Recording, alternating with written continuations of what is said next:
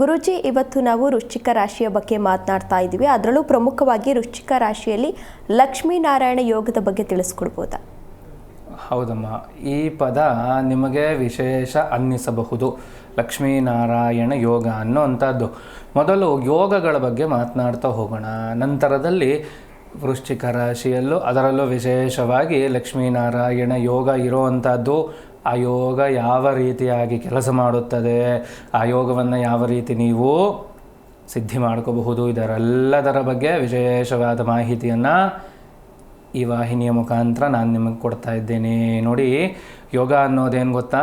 ಪಂಚಾಂಗಗಳಲ್ಲಿ ಬರುತ್ತೆ ಯೋಗಾತ್ ರೋಗ ನಿವಾರಣಂ ಅಂತ. ಅದೇ ಥರ ಜ್ಯೋತಿಷ್ಯ ಶಾಸ್ತ್ರದಲ್ಲಿ ಯೋಗ ಅನ್ನುವಂಥದ್ದು ಒಳ್ಳೆಯಂದು ಯೋಗ ಅಂತಾರೆ, ಮತ್ತು ಕೆಟ್ಟ ಸಂಯೋಗಗಳನ್ನು ಯೋಗ ಅನ್ನುವಂಥದ್ದಿದೆ. ಆದರೆ ಕೆಲವೊಂದಷ್ಟು ಯೋಗಗಳು ನಮಗೆ ಒಳಿತನ್ನೇ ಮಾಡುತ್ತದೆ ಅನ್ನುವಂಥದ್ದು ಸ್ಪಷ್ಟವಾಗಿ ಜ್ಯೋತಿಷ್ಯ ಶಾಸ್ತ್ರದಲ್ಲಿ ಉಲ್ಲೇಖ ಇದೆ.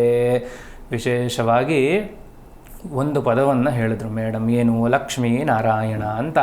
ಗ್ರಹಗಳ ಸಂಯೋಗ ಅದೇ ರೀತಿ ಇರುವಂಥದ್ದು, ಅದರಲ್ಲೂ ವಿಶೇಷವಾಗಿ ವೃಶ್ಚಿಕ ರಾಶಿಯಲ್ಲೇ ಅದು ಇರುವಂಥದ್ದು. ನೋಡಿ, ಇವತ್ತು ಬೆಳಗ್ಗೆ ಈ ಯೋಗ ಸಿದ್ಧಿಯಾಗಿರುವಂಥದ್ದು ಏನು ಗೊತ್ತಾ?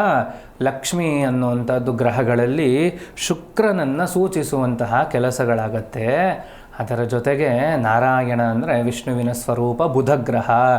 ಯಾವ ರಾಶಿಯಲ್ಲಿ ಶುಕ್ರನ ಸಂಚಾರ ಮತ್ತು ಬುಧನ ಸಂಚಾರ ಒಟ್ಟಿಗೆ ಇರುತ್ತದೋ ಅದನ್ನು ಲಕ್ಷ್ಮೀನಾರಾಯಣ ಯೋಗ ಅಂತ ಕರೆಯೋದು ಜ್ಯೋತಿಷ್ಯ ಶಾಸ್ತ್ರದಲ್ಲಿ ಇದೆ. ಆಯಿತು ಗುರುಜಿ, ಅದರಿಂದ ನಮಗೇನು ಉಪಯೋಗ ಅನ್ನುವಂಥದ್ದಲ್ವ ನಿಮ್ಮ ಪ್ರಶ್ನೆ?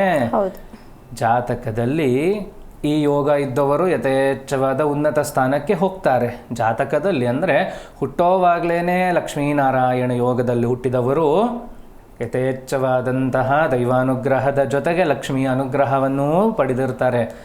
ಆದರೆ ವೃಶ್ಚಿಕ ರಾಶಿಯಲ್ಲೇ ಈ ಯೋಗ ಈಗ ಸಿದ್ಧಿ ಆಗ್ತಾ ಇರುವಂಥದ್ದು, ಅದರಲ್ಲೂ ಇವತ್ತೇ ಆಗಿರುವಂಥದ್ರಿ.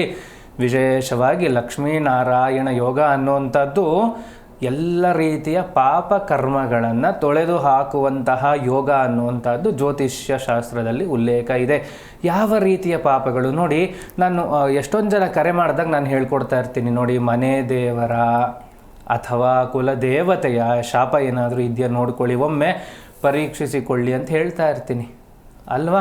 ಮನೆ ದೇವರ ಶಾಪ ಏನಾದರೂ ಇದೆಯಾ ಅಥವಾ ಕುಲದೇವತೆಯ ಶಾಪ ಏನಾದರೂ ಇದೆಯಾ? ನಿಮ್ಮ ಮನೆಯವರು, ನಿಮ್ಮ ಹಿಂದಿನವರು ಯಾವುದಾದರೂ ದೇವತೆಯ ಆರಾಧನೆಯನ್ನು ಮಾಡಿ ಅರ್ಧಕ್ಕೆ ನಿಲ್ಲಿಸಿದ್ದಾರಾ? ಅದರಲ್ಲೂ ವಿಷ್ಣುವಿನ ಶಾಪಕ್ಕೆ ಒಳಗಾಗಿದ್ದೀರಾ ಅನ್ನುವಂಥ ಪ್ರಶ್ನೆಗಳನ್ನೆಲ್ಲ ನಾನು ಕೇಳ್ತಾ ಇರ್ತೀನಿ. ಯಾಕೆ ಗೊತ್ತಾ? ವಿಷ್ಣುವಿನ ಶಾಪ ಏನಾದರೂ ಬಂದಿದ್ದೇ ಆದರೆ ಅವರಿಗೆ ಚರ್ಮಕ್ಕೆ ಸಂಬಂಧಪಟ್ಟ ಕಾಯಿಲೆಗಳು ಅಥವಾ ನರಕ್ಕೆ ಸಂಬಂಧಪಟ್ಟ ಕಾಯಿಲೆಗಳು, ವಿದ್ಯೆಗೆ ಸಂಬಂಧಪಟ್ಟ ಕಾಯಿಲೆಗಳು, ಇದೆಲ್ಲವೂ ಬರ್ತಾ ಇರುವಂಥದ್ದಾಗಿರುತ್ತೆ ಸಾಮಾನ್ಯವಾಗಿ. ಆ ಯೋಗಗಳು ಅಂದರೆ ಅದೂ ಒಂಥರ ಯೋಗನೇ ಅಲ್ವೇನ್ರಿ? ಆ ಯೋಗಗಳನ್ನೆಲ್ಲ ಹೋಗಲಾಡಿಸುವುದಕ್ಕೆ ಇರುವಂಥದ್ದು ಲಕ್ಷ್ಮೀನಾರಾಯಣ ಸಂಯೋಗ.